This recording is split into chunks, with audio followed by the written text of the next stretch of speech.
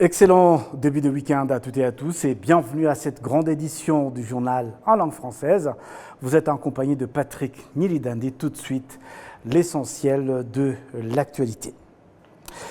Le gouvernement du Rwanda déclare que les informations relayées sous ce qui est appelé une vaste enquête journalistique qui a mobilisé 50 journalistes de 17 médias ne visent qu'à ternir intentionnellement l'image du Rwanda. Le porte-parole adjoint du gouvernement rwandais, Alain Mukurainda, indique que ceux qui ont fomenté ces allégations souhaitent compromettre la stabilité du Rwanda en perturbant les présidentielles et législatives de juillet prochain. Le gouvernement du Rwanda invite donc le Rwandais à ne pas se laisser distraire par ce propos qui n'ont aucun fondement. Écoutons le porte-parole adjoint du gouvernement rwandais. Je pense qu'eux, ils souhaitent qu'il y ait des conséquences ou qu'il y ait des actions négatives au Rwanda, mais ils ne vont pas arriver à cet objectif. Parce que quand vous regardez ce qu'ils publient, comme je vous l'ai dit, il n'y a rien de nouveau. C'est essayer de monter les Rwandais les uns contre les autres. En leur disant, voilà, vous êtes dans un pays où vous n'avez pas droit à la parole, où vous ne pouvez pas dire ce que vous pensez, où vous ne pouvez pas faire ce que vous voulez. Mais je pense que les Rwandais qui vivent ici, et même les étrangers qui vivent ici, analysent aussi également ce qui est dit et le comparent à ce qu'ils vivent au jour le jour. Et il le compare aussi à ce qui est fait par le gouvernement rwandais en collaboration avec la population. Tu ne vas pas nous dire que voilà, il n'y a pas d'hôpitaux, au Rwanda, alors que tu sais très bien que tu peux aller à Kanombe, à l'hôpital Faisal, à l'hôpital de Kigali, au centre-ville ou ailleurs dans le pays. Tu ne vas pas dire aux Rwandais que voilà, les Rwandais sont incapables d'organiser des réunions, capables d'accueillir une réunion de 3, 4, 5 000 personnes, alors qu'ils l'ont vu. Tu ne vas pas dire qu'on n'a pas construit aujourd'hui 4-5 nouveaux stades de football, que le pays ne se développe pas, que tu vas dire affirmer que le pays ne se développe pas, alors que les Rwandais voient bien qu'il y a des choses qui sont en train d'être faites. Donc aujourd'hui, il est très important qu'on donne la valeur à ce que disent ceux qui vivent ici au Rwanda, ceux qui viennent faire des enquêtes sérieuses ici au Rwanda, et par rapport à ce que une personne qui est assise à 6 000, 7 000 km, parce qu'il a parlé à 2-3 personnes par rapport à une population de 13 millions d'habitants, et donner la valeur à ce que quelqu'un, parce qu'il est blanc, parce qu'il a l'expérience, parce qu'il a les moyens, parce qu'il dit qu'il a fait des enquêtes, alors que dans ces enquêtes lui-même il dit qu'il suppose, il dit que voilà, on a des documents, mais ça a été contredit, et croire que et accorder une importance à ce qui est dit à l'étranger par rapport à ce qui est fait réellement sur le territoire rwandais. Aujourd'hui, la crédibilité ou l'importance d'un reportage comme celui-là, elle est basée aussi sur la crédibilité des personnes interrogées. Mais heureusement, sur ce point, les journalistes ont bien précisé que voilà, c'est telle personne qui a fait ça et ça dans le passé, qui aujourd'hui se dit opposant. Bon, des fois, il se dit opposant, des fois on te dit qu'il a déjà été arrêté, il a déjà été poursuivi, et puis par après il a pu partir. Et puis d'autres fois on te dit, voilà, il a été aussi, il a travaillé avec le gouvernement, il a occupé telle place, et puis il y a eu des difficultés, il est parti. Donc déjà cela te montre dès le départ quelle est la crédibilité que tu vas accorder à ce qu'il dit. Donc, sur ce point, les journalistes, ils ont bien fait leur travail parce qu'au moins, ils nous disent, voilà, telle personne, elle a telle qualité, donc voilà. Et on sait à quoi s'attendre. On n'est pas surpris. Mais il y a aussi, on a vu dans le reportage 2 ou 3 personnes dont on n'a aucune information par rapport à ce qu'elles sont, ce qu'ils ont fait, qu'est-ce qu'ils ont fait dans leur vie, quelles sont leurs études, quelles sont leurs expériences. Et ces personnes-là te disent que par rapport à quelqu'un qui a été, qui s'est suicidé, parce que le rapport officiel dit que la personne s'est suicidée, on ose l'interroger alors que la personne elle-même dit qu'elle n'a jamais rencontré la victime.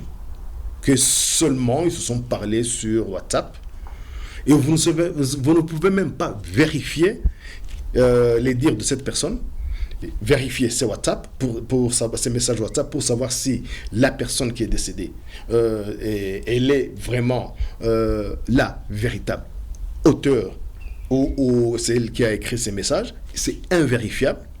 Et puis, on se base sur ce genre d'informations, sur ce genre de personnes pour faire un reportage. Les Rwandais doivent d'abord analyser par eux-mêmes, parce qu'ils ont l'information avec eux, ils doivent analyser par eux-mêmes ce qui est dit à l'étranger, à 5, 6 000, 7 000 km, la façon dont ça a été fait, la crédibilité de ceux qui ont participé dans ce genre de reportage, et puis de voir réellement qu'est-ce qui se passe dans leur pays. Ils ont l'information et ils ont le droit de poser des questions. Et d'ailleurs, ça se fait. Et poser des questions, c'est pas seulement aller à la radio et à la télévision nationale. Parce qu'aujourd'hui, sur les réseaux sociaux, comme tu l'as dit, on peut envoyer des informations, on peut poser des questions. Et ça se fait. Ça se fait. Je pense que ceux qui ont fait ce genre de reportage ignorent ce fait d'une façon voulue. Ils savent très bien que c'est fait, mais ils vont dire que c'est pas fait. Aujourd'hui, c'est pas parce qu'ils l'ont dit, parce qu'ils sont tels, parce qu'ils ont ça et ça, parce qu'ils viennent de tel pays, que c'est la réalité. Donc aujourd'hui, je pense que le plus important, c'est que les Rwandais regardent d'abord qu'est-ce qu'ils vivent au jour le jour, que dit leur gouvernement, à partir de là, essayer de choisir par rapport à ce qui est dit à l'étranger, ce qui est vraiment réel ou pas. Voilà donc pour décrypter cette actualité. Nous avons le plaisir de recevoir pour l'entretien de la semaine Jessica Mwiza, chercheuse en sociologie. Vous êtes également militante de la mémoire. Bienvenue à l'entretien de la semaine. Merci. Voilà, vous venez donc de suivre l'intervention de M. Alain Mukurainda, qui est donc le porte-parole adjoint du gouvernement rwandais, qui intervient après la sortie de ces différentes attaques dans les journaux en Europe contre le Rwanda. Vous avez vécu pendant très longtemps en Europe. Vous connaissez donc la culture occidentale, les mentalités. Quelles sont les motivations, d'après vous, de ces groupes de presse, qui sont parmi les groupes importants en Europe, contre les Rwandais et qui ont mobilisé des moyens conséquents pour attaquer le pays et ses autorités? On parle des sommes importantes qui ont été mobilisées. Quelles sont les motivations alors que le Rwanda se prépare justement à passer dans le scrutin présidentiel et législatif? La première chose, selon moi, c'est que c'est ce que j'appelle un journalisme colonial. Les journalistes qui sont dans cette initiative Forbidden Stories, pour certains, pour les fondateurs, ils ont un CV très large. Ils sont allés dénoncer des atteintes aux droits de l'homme partout dans les 4 coins du monde. Et je trouve qu'ils ne s'intéressent jamais aux pays dans lesquels ils vont. Donc là, ce qu'on a remarqué surtout, c'est que les journalistes ne connaissent pas le Rwanda, pour la plupart qui ont écrit.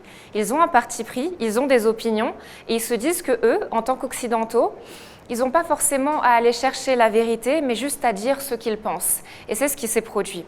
Maintenant, pour les motivations, on ne pourra jamais savoir exactement de qui ça vient. Mais nous avons les ennemis que nous connaissons. Tout d'abord, les génocidaires, ceux qui sont dans les pays dans lesquels ils ont choisi de fuir après le génocide, de fuir la justice, les anciens complices de ces génocidaires.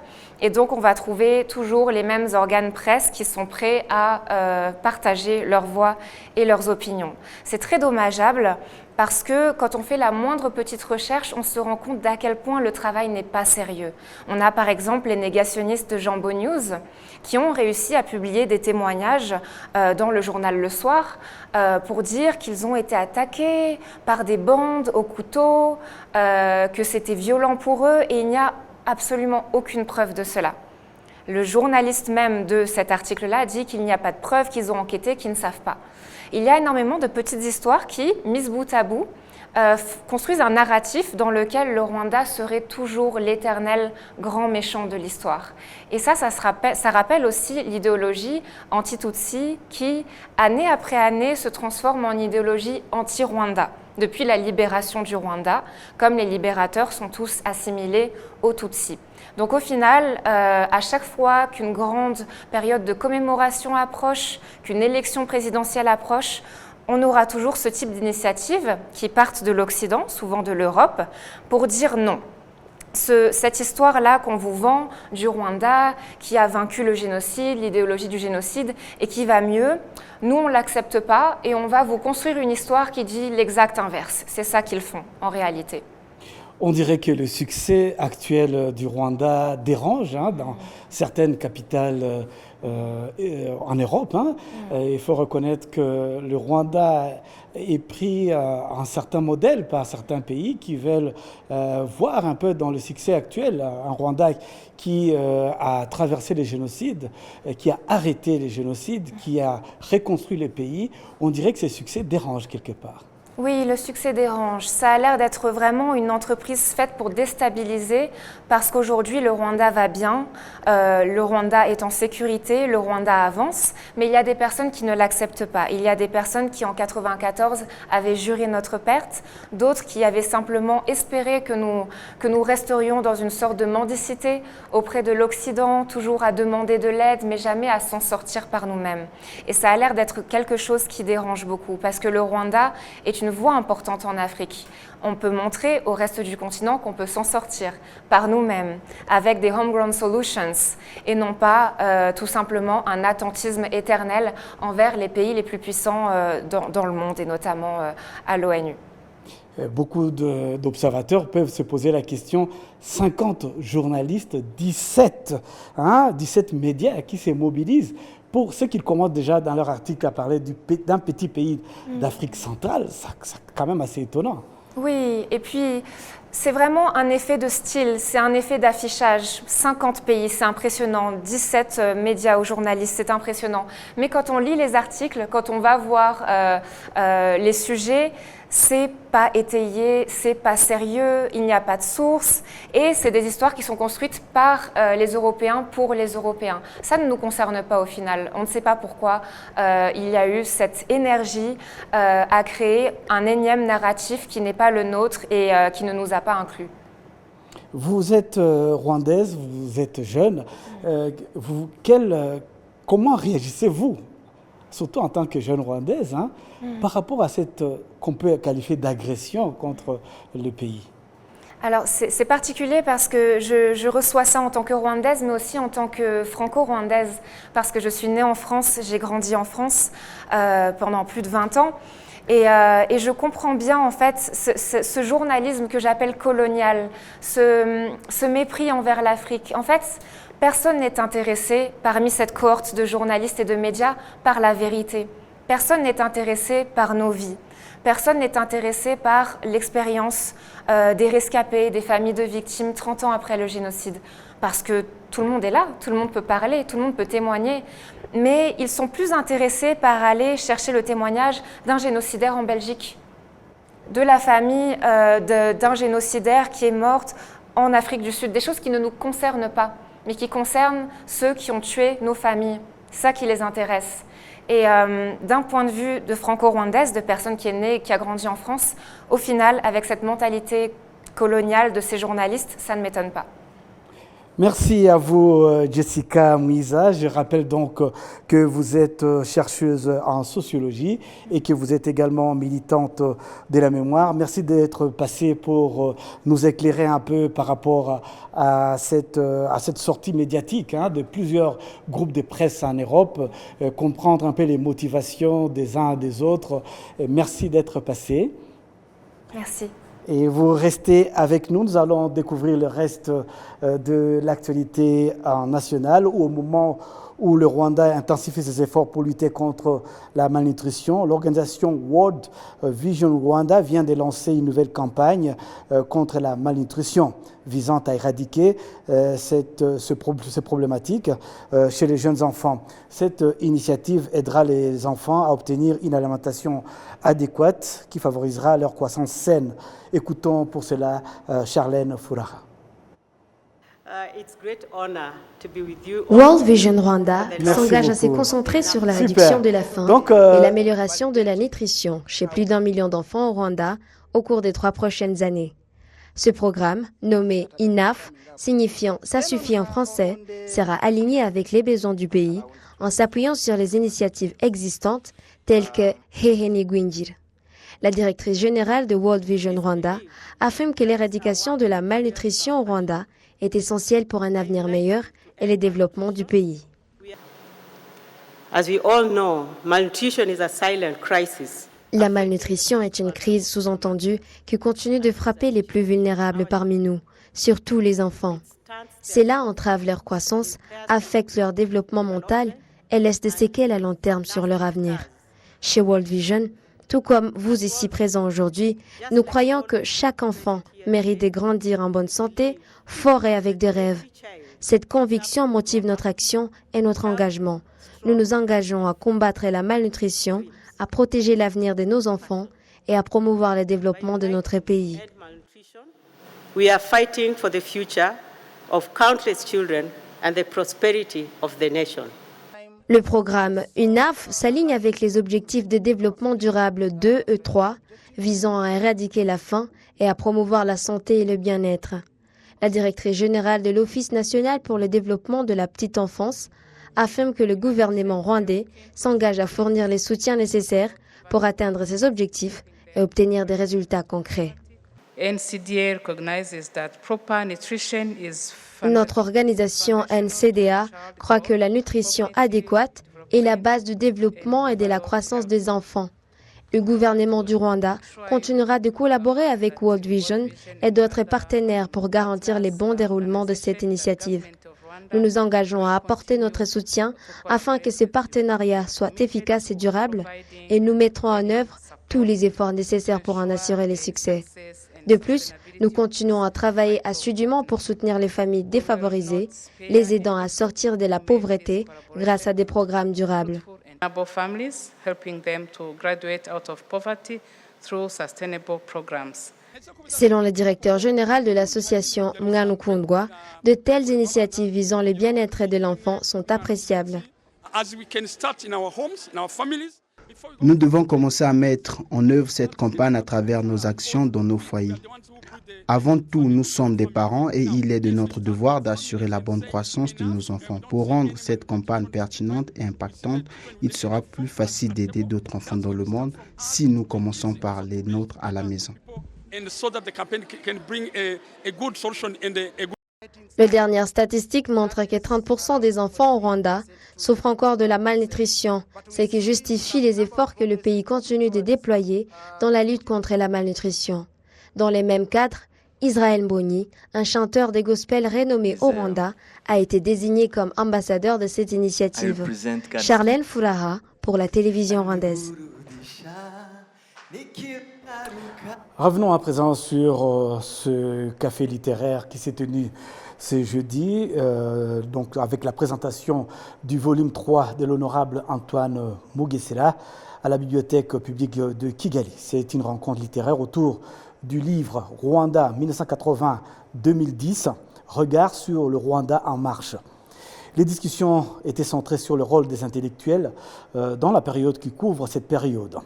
C'est une opportunité de voir ensemble le vrai sens d'un intellectuel et comment l'expliquer aux jeunes, comme l'a indiqué l'honorable Antoine Mugesera.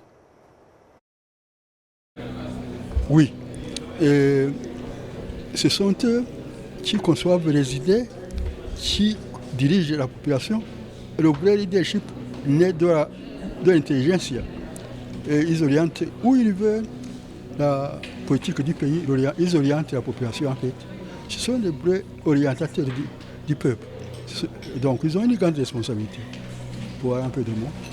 et moi aussi sur l'éducation de la jeunesse, étant donné que une grande majorité de la population rwandaise aujourd'hui est jeune. C'est à nous, éducateurs, la famille, les politiques, qui doivent concevoir comment préparer la jeunesse de demain. La jeunesse de demain sera ce que nous lui donnons aujourd'hui. Si nous la formons bien, parce que la jeunesse qui s'est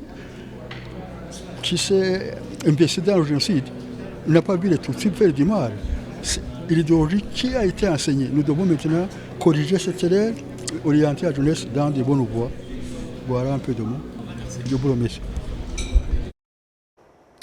Donc Jean-Luc Albert, qui est éditeur à la maison d'édition Izuba, a partagé son point de vue sur comment reconnaître la vraie histoire. Pourquoi on dit ça? Quels mots on utilise? D'où ça vient? C'est une attitude, en fait, cette responsabilité de construire pas une vraie histoire, mais une conscience historique qui s'interroge. Elle dépasse, elle appartient forcément à l'éducation, mais elle dépasse tout cela. Nous, à notre petit niveau d'éditeur, on essaye de produire des choses qui suscitent cette attitude. Écoutons à présent les réactions du public ainsi que les commentaires sur l'éducation actuelle. Moi, je pense qu'une partie de la solution résiderait pas seulement dans la matière à enseigner, dans le curriculum, au contenu pédagogique, mais dans la façon d'enseigner. Et voilà, donc après avoir suivi ces commentaires, le ministre Jean Damascène Bizimana a fait un commentaire sur quelques points tels que l'importance de nommer les faits. La gouvernance actuelle est attaquée parce que, évidemment, le Rwanda veut mener une révolution de citoyenneté, d'unité, d'intégrité. Et amenant cette politique-là, évidemment, ça empêche à certains prétendus experts leur gagne-pain. Des types comme André Gishawa, comme Philippe Regens, qui étaient habitués à défendre ce système discriminatoire, qui l'ont fondé, qui l'ont formé, qui l'ont nourri, ils ne sont pas contents. Au niveau de l'histoire du Rwanda, il y a une histoire qui a été tronquée à une certaine période, c'est vrai. Hein? Mais il y a une très longue période où l'histoire du Rwanda est correcte. Je pense qu'il faut étudier les deux. Il faut considérer qu'on a connu une période mauvaise qui a abouti au génocide. Le génocide, c'est le pire des crimes. Et oser en parler, oser le dire comme il faut. Antoine Mugesera, il faut toujours le remercier. Pourquoi? Parce qu'il a fait partie des rares qui... Son livre « Les conditions de vie des Tutsis » avant 90, c'était un livre qui nommait les faits. Moi, c'est ce que j'ai appris de lui. Nommer des faits. Les faits, les noms et les preuves. Ne pas avoir peur de dire le nom. Nous, au Rwandais, on tremble quand on va dire le nom de quelqu'un. On dit, quelqu'un m'a dit. Ou c'est qui? Dites-le. Mais alors le problème, c'est qu'au niveau justement de l'histoire, nous n'assumons pas totalement notre histoire.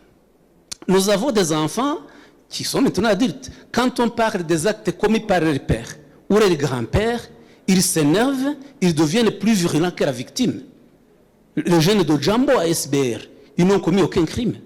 Les petits-fils d'Ombonyumutoa. Mais regardez l'acharnement qu'ils ont pour défendre les crimes commis par les grands-pères et les pères. Donc, mais nous, il ne faut pas avoir peur de le dire, de nommer. Et je termine sur le côté du négationnisme, ça revient au même. Le négationniste, on ne discute pas avec lui, parce que lui, il sait qu'il est en train de tronquer l'histoire, de travestir la vérité. Mais il faut lui mettre les faits devant lui. Monsieur Regens, il faut lui montrer la gouvernance du FPR avec des actes concrets, qu'elle est très différente d'une idéologie ethnique discriminatoire du MRND, de la fameuse majorité ethnique que lui, il a voulu mettre dans le pays. Donc les jeunes, osez dire ce que vous voyez. Vous n'êtes pas obligé de connaître qui est Regens, mais quand vous lisez ce qu'il écrit, ok. Vous vivez dans un système où, par exemple, au niveau de la santé, vous pouvez lui montrer la politique du Rwanda au niveau de la santé. Donc, par des faits. C'était donc le ministre Bizimana, Jean Damascène. La suite de cette édition, l'Office rwandais de développement de l'agriculture et des ressources animales, RAB, en sigle et en anglais, a inauguré jeudi un procédé permettant aux éleveurs de suivre de près par téléphone portable la santé de leur gros bétail, y compris l'insémination artificielle et la prévision de la date de la mise à bas, suivant Kassim Youssouf. Ce procédé va en effet éliminer l'accusation que se font mutuellement les éleveurs et les vétérinaires sur ce qui ne se passe pas bien parce que tout le monde aura des informations.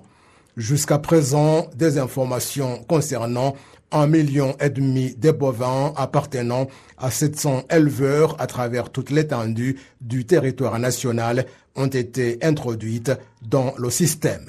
Lors du lancement du programme triennal visant à améliorer la productivité et la rentabilité des petits producteurs laitiers en Afrique grâce à l'utilisation des bovins laitiers génétiquement supérieurs, la direction du projet a félicité le Rwanda pour avoir mis en place le programme Une vache par famille qui lui a facilité la tâche en opérant au Rwanda pour l'amélioration des vaches à lait.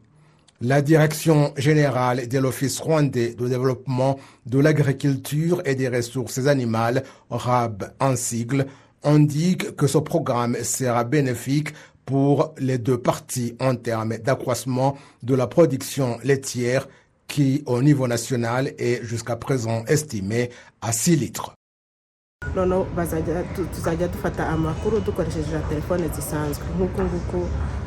Nous aurons toutes les informations par téléphone ordinaire. Les messages seront délivrés et réceptionnés sans avoir besoin de l'Internet. Notre organisation est telle que chaque éleveur aura une équipe de vétérinaires avec laquelle il va travailler. Le vétérinaire qui va réaliser pour lui une insémination va lui envoyer un message téléphonique lui signifiant que sa vache va mettre bas à telle date, ce qui va nous permettre de faire tout le suivi nécessaire. Autre chose intéressante, c'est que nous pouvons le guider en ce qui concerne l'alimentation de la vache selon les mois de gestation et alors nous allons améliorer la production laitière en passant de 5 litres actuellement à 15 litres dans une période de 2 ans. L'on compte au Rwanda environ 1,5 million de bovins dont environ 452 000 ont été donnés aux citoyens dans le cadre du programme Une vache par famille.